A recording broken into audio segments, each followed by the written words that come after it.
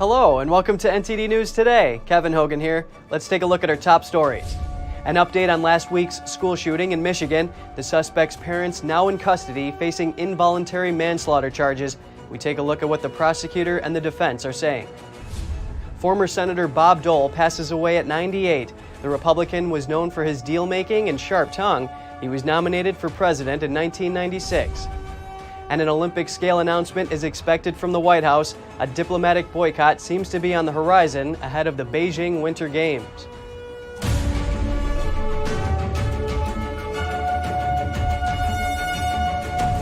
The New York City mayor says private sector workers will have to get a COVID-19 vaccine or get fired. He says it's a way to make it harder for workers to avoid getting the vaccine. Mayor de Blasio says he is using a preemptive strike against COVID. De Blasio made the announcement during an appearance on MSNBC. He says his decision is based on the emergence of the Omicron variant, colder weather, and upcoming holiday gatherings. Employees can provide verification to their employers by using a vaccine passport or the paper card that's provided at the time of vaccination. The mandate deadline is December 27th. New York City's measures have been challenged in court, but plaintiffs have failed to overturn any of them so far. De Blasio said he was confident the private sector mandate would also prevail. Health officials in Oregon are seeking to make an indoor mask mandate indefinite. This, as Nevada is now the first state to impose a surcharge on state workers who are unvaccinated.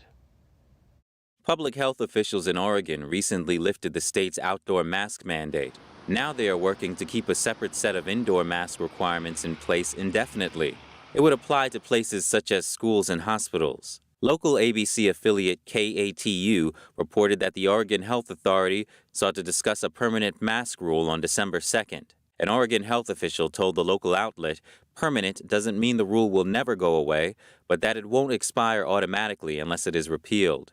What's more, on Thursday, Nevada became the first state to impose a surcharge on unvaccinated public workers. Come July 1st next year, non-compliant state employees will be charged $55 per month. The executive officer of the state's Public Employees Benefit Program Board said the money will help offset the cost of testing. The testing costs for employees covered by the board through September were estimated to be about $3.3 million. And a cruise ship with fully vaccinated staff and passengers had a COVID outbreak. 10 cases were reported on a Norwegian cruise line ship disembarking in New Orleans. That's according to the Louisiana Department of Health, but the agency did not reveal the conditions of those infected. The ship left New Orleans on November 28th with more than 3,200 passengers on board. The company said it is adhering to appropriate quarantine measures as new cases are identified. Furthermore, Senator Chuck Schumer urged Americans to seek out free at-home test kits. Schumer says these kits can help slow the spread of the Omicron variant. This comes just days after the strain was first detected in the U.S. On Sunday, community health centers started distributing the free COVID test kits. And while several states reported their first cases of Omicron on Friday, Delta remains the predominant strain, according to the CDC. And now we look at some of the challenges small businesses are facing.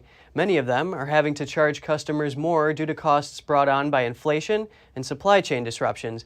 And while Dr. Fauci says COVID outbreaks are the biggest disruption to the workplace, an executive director at a small business organization says there are bigger challenges. Karen Harned at the Small Business Legal Center of the National Federation of Independent Businesses explains more on this. Right now, again, small business owners are just trying to find, the labor shortage is real for them. And honestly, I can't say, more broadly other than anecdotally, but the small business owners I'm talking to, the labor shortage is caused by people not returning to work and their inability to find qualified candidates. In fact, that is also borne out in our monthly research. And the pandemic, while it has had impacts in the past, that is not the main driver of that labor shortage right now. Well, studies show about 60% of small businesses support the vaccine mandate, and that's despite the labor shortages. What's your reaction to this? Well, I think Well, I can just speak for the NFIB members who I represent, and for them, the vast majority do not support the mandate. They have been very clear on that since we began asking the question over the summer. In fact, I think it was 83% or something had no intention of requiring their employees to, get vaccinated. So this is going against their wishes. From the NFIB perspective. Well, the Department of Labor has said it is considering extending the vaccine or mask and testing mandate to businesses with less than 100 employees. Are small businesses equipped to handle these requirements? No, this will even exacerbate this further. Look, this isn't even just about the fact that you've got the issue of whether or not your employees want to take the vaccine and any issues that might, follow from that, like you're potentially having to fire them or weekly tests, those sorts of things. It's also, there's tremendous record keeping burdens that are throughout this mandate, because you're going to have to keep individual files on individual employees with individual weekly tests. They've got to all be secured. I've got a restaurateur. He's like, I don't even know where I keep these files physically at my business. And so what has been the reality, and research has shown for years, decades, is that record keeping is a much bigger burden for small business owners than for their bigger corporate counterparts. It's a tremendous burden because it's the small business owner. They don't have a compliance officer on hand that can help them, navigate this and take care of the paperwork. It's the business owner that's going to be doing a lot of this work, record keeping and other type of work associated with the mandate. A judge has imposed a combined $1 million bond for the parents of the Michigan teen charged with killing 4 students last week. Experts say that in the U.S., parents of alleged school shooters are rarely charged, but the prosecutor argues that in this case, the parents could have prevented it. NTD's Jessica Beatty reports. And how are you pleading to count 4? Not guilty. The parents of accused Oxford High School shooter Ethan Crumbley each pleading not guilty to 4 counts of involuntary manslaughter. The Oakland County prosecutor alleging the couple was criminally negligent by giving their son access to a gun. It's locked or not, he had access to it. And all of this could have been prevented if he hadn't had access, or if just one of those parents had said, I'm concerned about what I'm seeing right now, and I also want you to know we just bought him a gun for Christmas. The prosecutor also says Mrs. Crumbley went to this shooting range with her son. The parent's defense attorney saying the teen did not have free access to a gun. But that gun was actually locked. And we need an opportunity to fight this case in court and not in the court of public opinion. The Saturday morning arraignment happening hours after a manhunt for the Crumbleys came to an end. Police tracking the couple down and arresting them in a Detroit building after they failed to turn themselves in on Friday. Their defense attorney insists the Crumbleys were never on the run. Our clients were absolutely going to turn themselves in. It was just a matter of logistics, and all the prosecution had to do was communicate with me about it. The sheriff saying parents and son are on suicide watch just in case.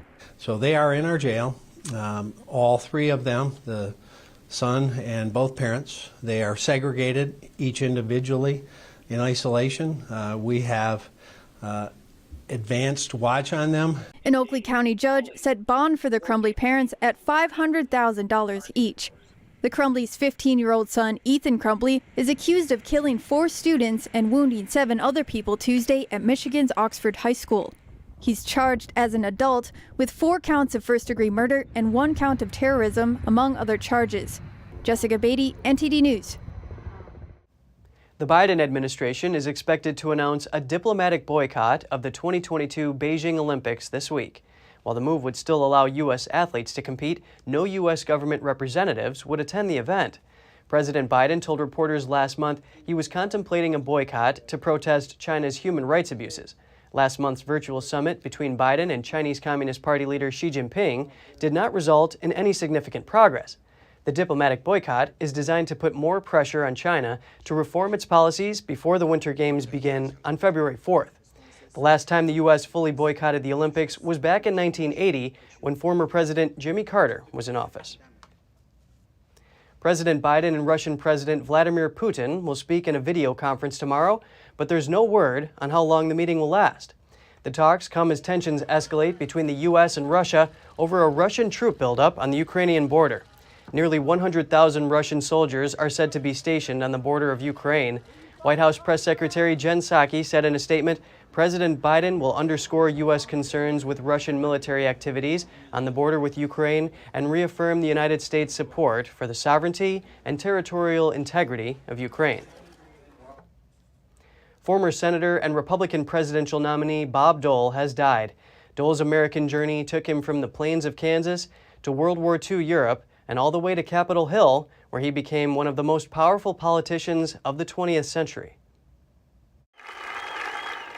Bob Dole was the kind of politician you'll have a hard time finding in Washington these days. Much of the country only saw the cartoon image, Hatchet Man. Senator Dole has richly earned his reputation as a hatchet man tonight. Sharp-tongued partisan. I used election promise from my opponent. In the Senate, where he spent the bulk of his political life, Dole became a master at forging compromise, working with Democrats to cobble together bills. He also was a driving force behind Washington's magnificent World War II memorial. I've sort of become the unofficial greeter. I try to greet every group. I can't explain the emotion and what it means to one of these 85, 90, 95-year-old veterans who get a chance to touch and feel the World War II memorial. It's probably the best thing that's happened to them in years, and they're going to remember it the rest of their life. Dole was one of those young Americans who went off to the war. On a hillside in Italy, an explosion severely damaged his shoulder and spinal cord. Dole spent 39 months in hospitals, hovering near death more than once. First, I didn't think it was fair. Then I looked around in the next bed, and they were taking somebody away who had passed away, or somebody had lost both legs or done something else. I didn't feel so sorry for myself. His right hand remained virtually useless for the rest of his life. His mind, however, was fine. Voters in his home state of Kansas sent Dole to Washington for 5 terms, where he thrived, becoming a Republican leader in the Senate. He was President Gerald Ford's running mate in 1976 and ran for president in 1980 and 1988, finally winning the Republican nomination in 1996. William Jefferson Clinton has a job for 4 more years. It didn't work out. It's a lot more fun winning. It hurts to lose an election, but stay involved and keep fighting the good fight. A 45-year political career was over. Dole moved on with grace. He poignantly saluted the casket of fellow Republican but frequent rival George Bush. And to the end, Dole kept the trademark humor so familiar to those who knew him and so surprising to those who did not. We always tried to have a little fun. My view is if it's not any fun, it's not worth doing. You look at your life and on reflection, I think success and failure are not opposites. It's just part of your life. In his honor, the flag at the U.S. Capitol in Washington flew at half-mast on Sunday. Dole announced in February 2021 that he'd been diagnosed with stage 4 lung cancer. He is survived by his wife, former Senator Elizabeth Dole, and his daughter, Robin Dole. The last surviving officer of the military regiment that inspired the hit TV series Band of Brothers dies at 99. The actions of Edward Shames and Easy Company also inspired the hit book before the TV series. Shames was part of the 506th Parachute Infantry Regiment, 101st Airborne Division. He was involved in significant World War II battles. He made his first combat jump into Normandy on D-Day. His obituary says he volunteered for Operation Pegasus, fought in Operation Market Garden, and fought in the Battle of the Bulge.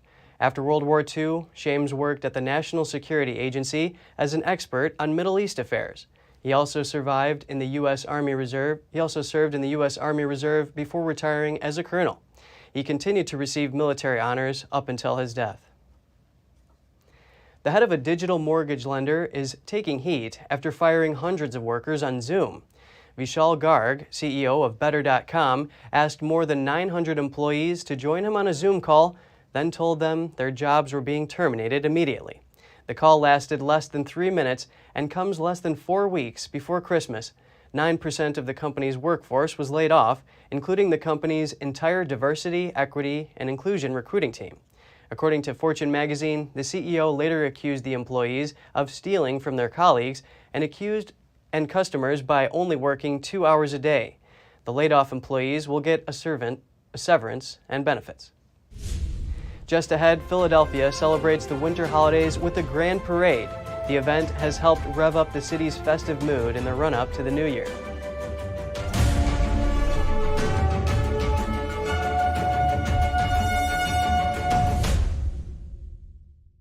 You worked hard for your money. You invest in stability for your retirement and your family's future, to build and leave them with something greater. The next unprecedented financial crisis, political misstep, or unstable government can depreciate it all away. It was called the gold standard for a reason, the financial preservation of tomorrow. Diversify your assets against inflation, market volatility, and the unknown with real money. Hedge your wealth with the purest form of money, physical gold and silver. Because any currency printed on paper can be manipulated. What's backing up your IRA? Do what you need to do right now to be prepared with the Reagan Gold Group. Visit now, rggusakit.com, or call us at 866-912-1384. Receive up to $2,500 in free silver coins and a free safe with your new precious metals IRA. Call now. Hello, I'm Mike Lindell. Cancel culture has not only affected myself and MyPillow, but millions of you out there. Before all this started, I had already written in my memoir, I dedicate this book to anyone that's looking for hope. Well, right now, we're all looking for hope. I believe that my story is going to bring inspiration and hope to everyone. By the time you're done reading my book, you will believe that with God, all things are possible. To thank you all for your support, I'm offering some of my best prices ever on MyPillow products, including this exclusive bundle. You get my book and these 5 MyPillows. They all have beautiful scenes and verses from the Bible, such as Isaiah 41:10. Do not fear, for I am with you. This 6-pack bundle is regularly $219. Now it's just $99.98 and free shipping with your promo code. Go to mypillow.com and use the promo code on your screen or call the 1-800 number below. Thank you and God bless.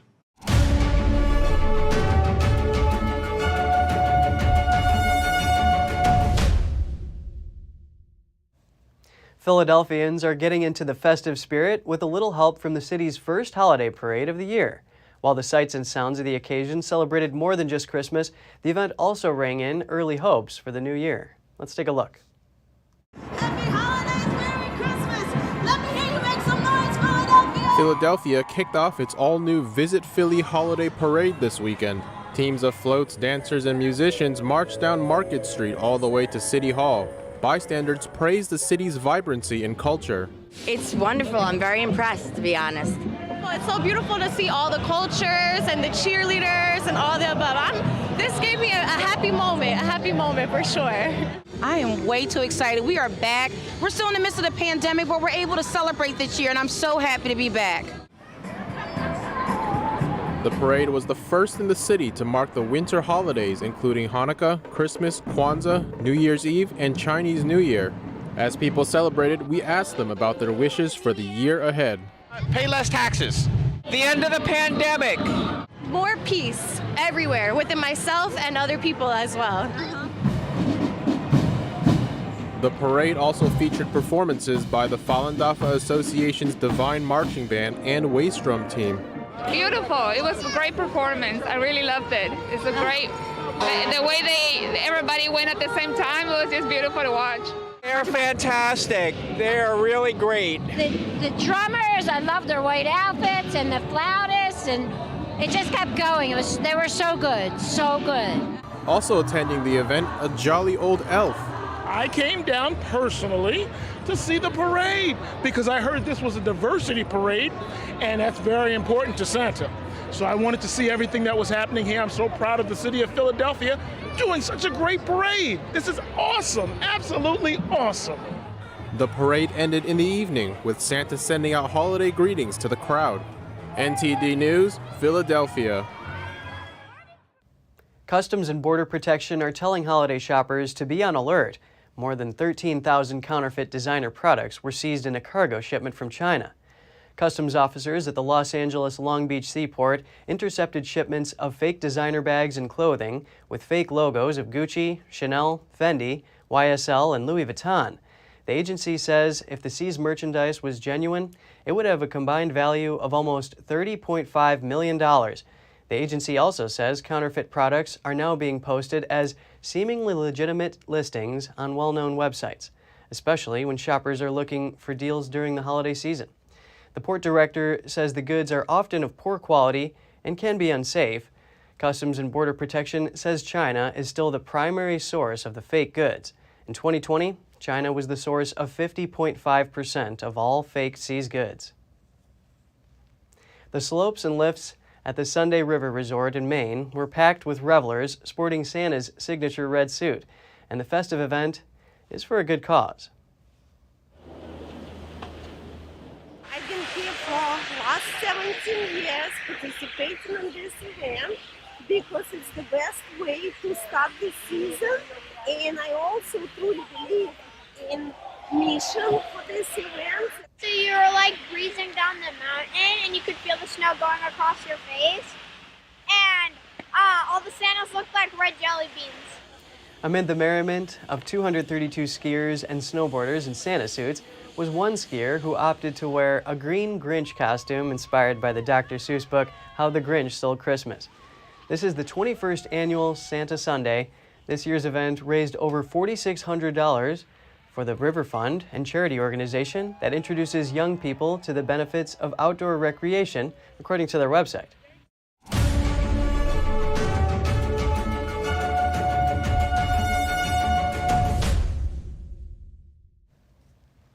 Authorities say an avalanche has killed 4 skiers in central Austria. A 655-foot wide sheet of snow has hit 8 people on Saturday while skiing in the Twang area in Salzburg province. Police say 3 of the skiers died in the snow, 2 were partly buried and able to free themselves. Rescuers were able to locate 2 of the others with the help of their search devices. One was already dead and the other later died at a hospital. Balloonists took to the skies in southern Spain for the Hot Air Balloon Kings Cup 2021. The best 25 balloon pilots from Spain and other European countries competed in 2 different races. The first event of Spain's King Cup consisted of flying towards physical and digital targets with some coordinates. In the second one, pilots had to catch up with a hot air balloon that had taken off 10 minutes before the rest to get points. Millions of monarch butterflies descend on their sanctuary in the central Mexican state of Michoacan. Their arrival creates an annual spectacle that draws tourists, scientists, and locals alike. The monarch butterflies flee the cold winters of Canada and northern United States and travel thousands of miles to hibernate and reproduce in the temperate woods of central Mexico. Hundreds of trees crowded with butterflies can be seen along Mexico's Monarch Reserve after a 2,000-mile journey. The butterflies have come to represent an important source of income for nearby residents. Local farmers own much of the pine and fir forest where the monarchs clump together in trees. Pet adoption goes viral in Russia. This is after the St. Petersburg soccer team Zenit held a special event promoting local dog shelters. FC Zenit players walked out onto the field carrying puppies looking for a new home. The Zenit website states that all the dogs are several months old and can be adopted by request. A video of the soccer players with the dogs has been viewed millions of times on Twitter. The group Animals Wellness in Russia says there were over 600,000 stray dogs in Russia in 2020. Thanks for watching. At NTD, we're honored to be your source for the news. Catch us again tonight at 6:30 Eastern. In New York City, I'm Kevin Hogan.